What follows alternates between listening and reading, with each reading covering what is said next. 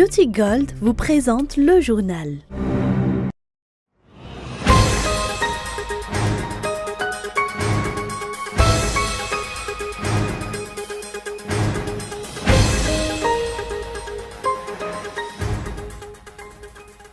La vision Fils un Jatan de Madagascar et l'initiative pour l'émergence de Madagascar sont deux choses différentes et à ne pas confondre d'après Lantra Koutmang, député du parti politique MAPAR.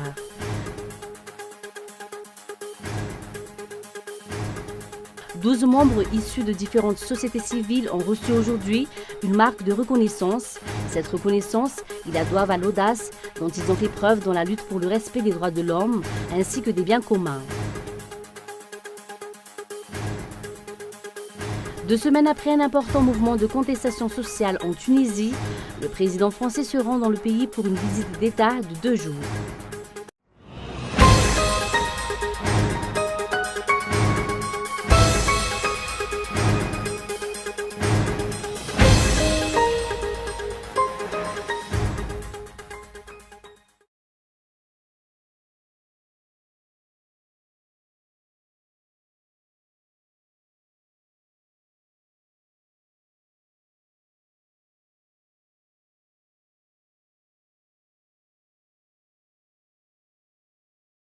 Bonsoir à tous et bienvenue dans ce journal. À la une de l'actualité, la vision Fils un Jatan Madagascar et l'initiative pour l'émergence de Madagascar sont deux choses différentes et à ne pas confondre. D'après Lantra Koutmang, député du parti politique MAPAR, la première n'est qu'une vision tandis que la seconde est une initiative politique mise en place avec des entrepreneurs prêts à soutenir Madagascar. Ce député n'a pas manqué de faire part de son avis sur la situation politique actuelle du pays. Andrea Arson. Il ne faut pas confondre l'initiative pour l'émergence de Madagascar, proposée par l'ancien président de la transition, et la vision Fils un Jatan Madagascar du chef d'État actuel, a déclaré Lantra Koutmang, député issu du parti politique MAPAR. Il ne faut pas confondre ces deux choses, malgré le fait que tous les deux soient des projets. L'un est une vision présentée par un président en fonction à 1 an de la fin de son mandat, alors que l'autre a été élaboré par un ancien président qui possède déjà une certaine expérience en matière de gestion d'un pays. De plus, le chef d'État actuel ne présente cette vision que maintenant, après 4 ans passés au pouvoir, une vision pour 2030. Personne ne sait alors qui va réaliser cette vision, avec quels fonds, ni qui seront les collaborateurs impliqués dans la réalisation de ce projet.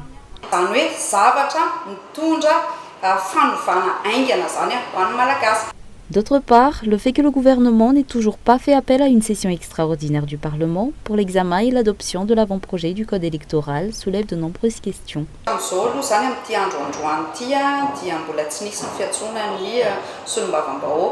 Aujourd'hui encore, le gouvernement n'a publié aucun décret pour l'organisation d'une session extraordinaire, ce qui amène à se demander s'il souhaite à nouveau un examen et une adoption de loi faite dans la hâte ou de façon forcée.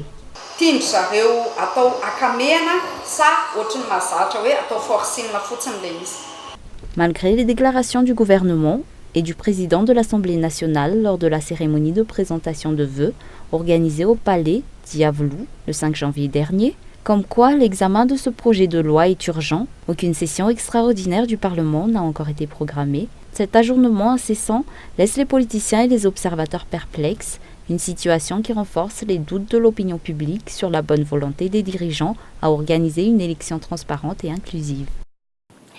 Également dans l'actualité, le Bionco a lancé un avis de recherche à l'encontre de Irlands Gerald Ramangaswaven.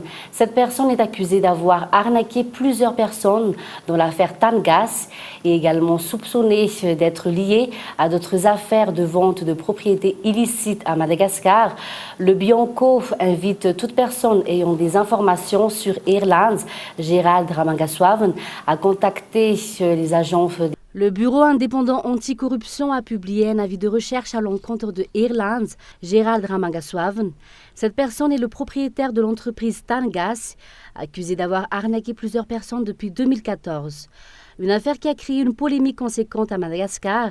En 2017, de nombreuses plaintes ont déjà été déposées à l'encontre de Airlines, Gerald Ramangaswaven. Les raisons qui expliquent qu'il n'a toujours pas été arrêté restent un mystère pour l'opinion publique et soulèvent de nombreuses questions. Cette personne est également impliquée dans l'affaire de la vente d'une partie de la propriété où se situe la Villa Elisabeth à Ivange, résidence attribuée par l'État à l'ancien président Albert Zaf. Une collecte d'informations a également permis d'identifier Airlines, Gerald Ramangaswaven, comme ayant un lien de parenté avec Hubert Bruno, Ravelnanus Andiatef. Ce dernier a fait l'objet d'une déclaration officielle de la CNAPS par le biais d'une publication dans un quotidien, comme quoi cette personne n'a reçu aucune autorisation pour vendre la propriété située à Nkourndjan, appartenant à cette entreprise. Ainsi, le Bianco insiste toute personne détenant des informations sur Airlines, Gerald Ramangaswaven, d'avertir immédiatement les agents des forces de l'ordre. Toujours dans l'actualité, 12 membres issus de différentes sociétés civiles ont reçu aujourd'hui une marque de reconnaissance. Cette reconnaissance, ils la doivent à l'audace dont ils ont fait preuve dans la lutte pour le respect des droits de l'homme ainsi que des biens communs. Toutefois, à Madagascar, la lutte menée dans ces domaines doit encore être renforcée. Lily Rabiat. L'initiative des citoyens dans la lutte pour la protection des biens communs est insuffisante, a déclaré la société civile. La peur de la pression des dirigeants ou des personnes influentes en est généralement la cause. Les cas d'emprisonnement de membres de la société civile s'étant dressés contre des actes d'injustice en les ayant dénoncés concrétisent les craintes de la population. Cette reconnaissance a été faite dans le but de récompenser ces personnes pour le courage dont elles ont fait preuve dans la lutte pour le respect des biens communs, mais également pour inciter les citoyens à abandonner la mentalité du chacun pour soi et à accorder plus de valeur à ces biens communs.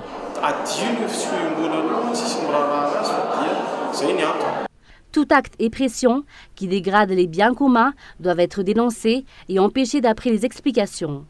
Quelques personnes se dressent afin de lutter pour la protection de ces biens. Toutefois, les efforts accomplis dans ce domaine ne sont pas suffisants.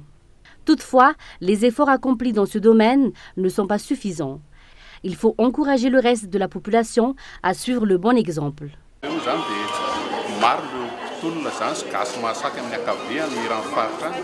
De nombreuses personnes luttent contre les injustices à Madagascar, mais chacun de leur côté. Ce que nous voudrions, c'est mettre en place un groupe, un réseau pour défendre la justice dans différents domaines.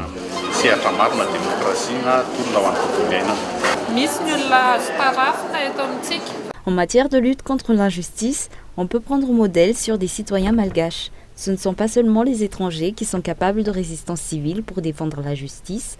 Chacun peut agir, il faut juste avoir une forte volonté de défendre ce qui est juste.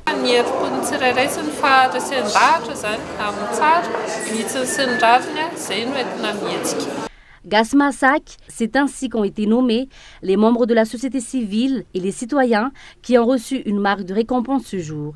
Il s'agit notamment de ceux qui ont réagi dans l'affaire Soumaman, ceux qui ont lutté contre les exploitations et les exportations illégales des richesses naturelles du pays, ou encore ceux qui ont lutté contre les abus fonciers. Et puis la majorité des victimes du VIH-Sida sont des jeunes de 15 à 24 ans. Le manque d'informations de la population concernant cette maladie pose problème. Actuellement, de nombreuses associations se portent volontaires pour lutter contre la propagation du VIH-Sida. Reportage. À Madagascar, le syndrome d'immunodéficience acquise ou SIDA reste un sujet d'actualité. À ce jour, le nombre de personnes atteintes par le virus de l'immunodéficience humaine qui cause cette maladie à Madagascar n'est pas encore précisément déterminé. Toutefois, la majorité des victimes de ce virus sont des jeunes de 15 à 24 ans. Le manque d'informations en la matière en est la cause. Les mesures préventives sont de ce fait le meilleur moyen de limiter la propagation de cette maladie, selon les explications.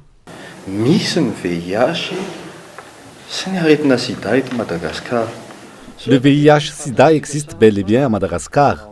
Dans un pays, il suffit qu'une personne soit porteur d'un virus pour que des mesures soient à mettre en place afin d'éviter sa propagation. C'est pour cela que nous incitons tout le monde à ne pas hésiter à faire un test de dépistage de ce virus.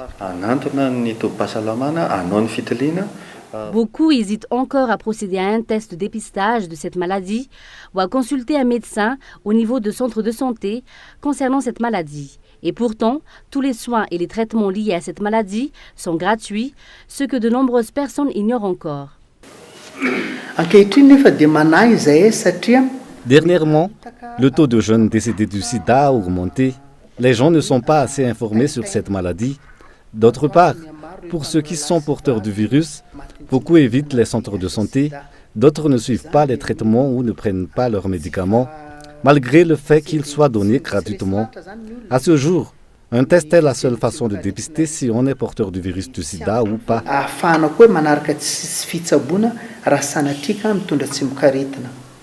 De nombreuses associations à travers le monde luttent contre la propagation du sida.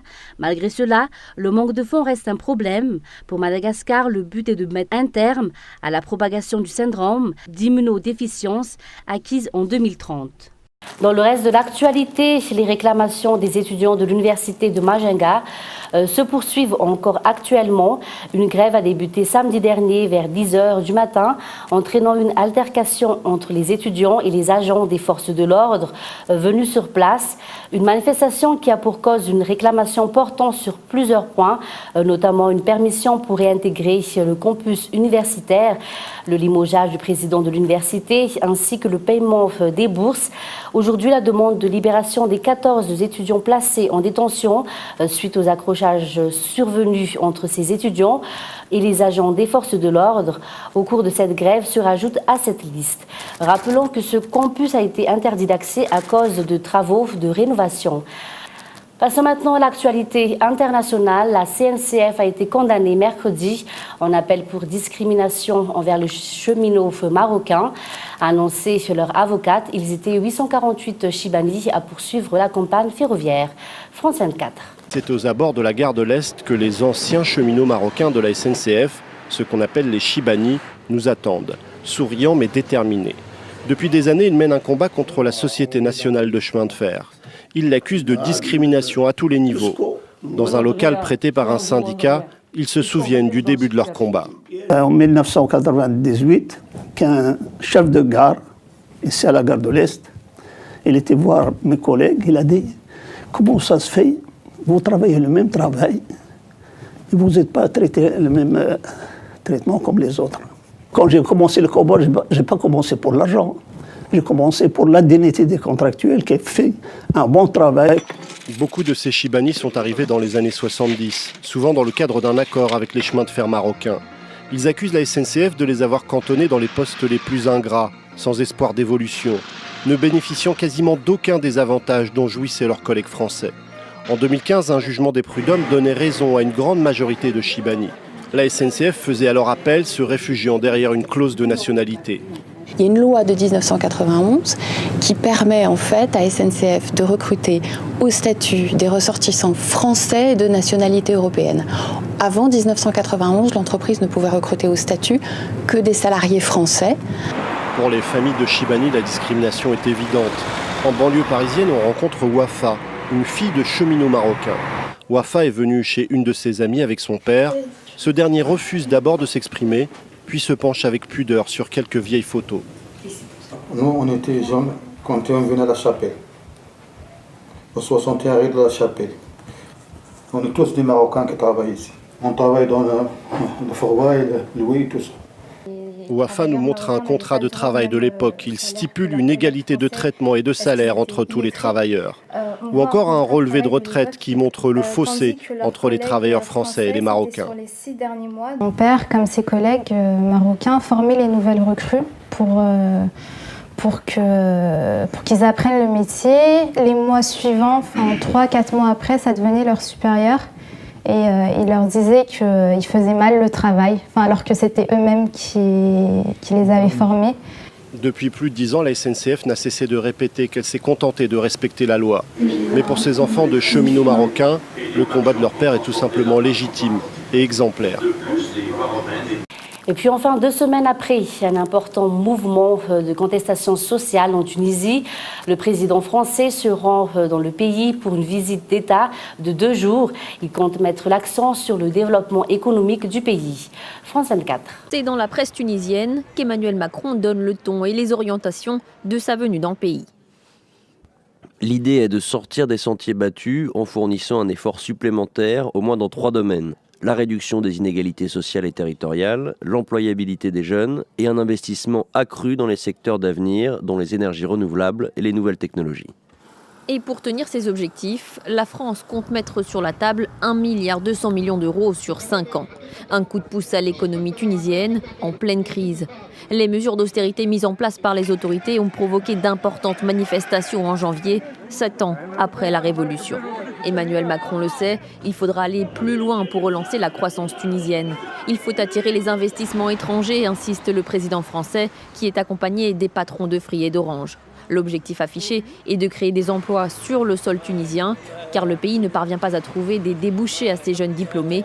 Plus de 30% d'entre eux sont au chômage. C'est un taux alarmant. L'État a investi dans la formation de ces gens et aujourd'hui c'est un défi majeur. Nous devons donc garantir la sécurité et la stabilité. L'enjeu est fondamental pour la Tunisie. Sans perspective d'avenir, de nombreux jeunes font le choix de quitter le pays, certains par des voies légales, d'autres sur des embarcations de fortune. La question des visas est d'ailleurs aussi au cœur de cette visite. Si Emmanuel Macron envisage d'accroître la mobilité entre les 2 pays, aucune augmentation de la délivrance du précieux sésame n'a toutefois été promise. Et on termine avec un bref rappel des titres. La vision Fils Natal Madagascar et l'initiative pour l'émergence de Madagascar sont 2 choses différentes et à ne pas confondre d'après Lantra Koutmag, député du parti politique MAPAR. Et puis 12 membres issus de différentes sociétés civiles ont reçu aujourd'hui une marque de reconnaissance. Cette reconnaissance, ils la doivent à l'audace dont ils ont fait preuve dans la lutte pour le respect des droits de l'homme ainsi que des biens communs. Et enfin, 2 semaines après un important mouvement de contestation sociale en Tunisie, le président français se rend dans le pays pour une visite d'État de 2 jours. Et c'est la fin de ce journal. Merci de votre fidélité. Bonne soirée à tous sur Cool TV et au revoir.